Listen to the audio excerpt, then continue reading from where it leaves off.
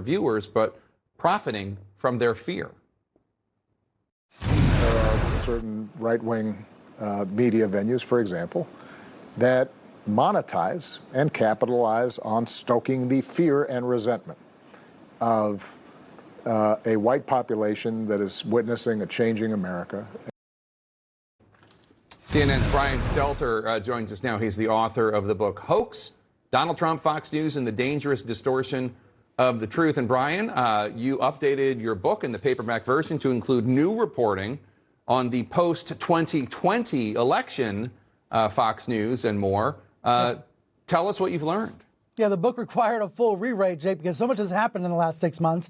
I now open with the riot because Fox has radicalized in the past few months. I learned a lot about riot denial in working on this book, Jake, because Fox staffers who leaked to me by the dozen said they were distraught that the network has downplayed the crimes at the Capitol. They've looked the other way, made excuses for the rioters. Laura Ingraham just last night on the air saying this was not an insurrection. But of course, the voices that are leaking to me, they're the minority. Riot denial has won out at Fox.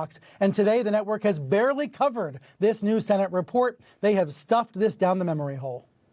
They barely covered the Senate report. It's one of the biggest stories of the day. Well, let me ask you, Fox News is now facing legal and financial ramifications. Smartmatic is suing them for $2.7 billion.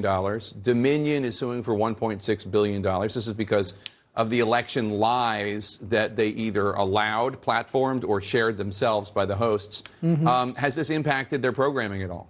Short answer is no. This is an attempt, these defamation suits, to repair the damage done by last year's big lie. But of course, the lies have mutated into new forms since then. These lawsuits may, if these companies prevail, may punish the Murdochs in their wallets eventually, years from now. But for now, it's not having a serious impact on programming. Fox's lineup has really been radicalized, even in the last 6 months. It's changed a lot as this channel has taken on with more extremely partisan content. And ultimately, it's the Murdochs who are letting that happen.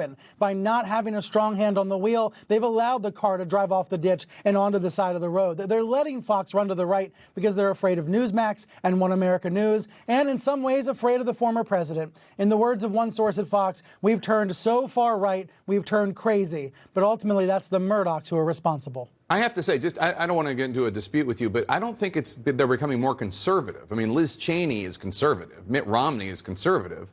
It seems That's right. Conservative is not the word. That's right. It's this radical form of culture war programming that has very, very little to do with actual conservative values. Yeah, that's the only point I wanted to make. Brian Stelter, thank you so much. The book is terrific. And, of course, the paperback version is in stores now. Thanks so much. Congratulations. Vice President Harris is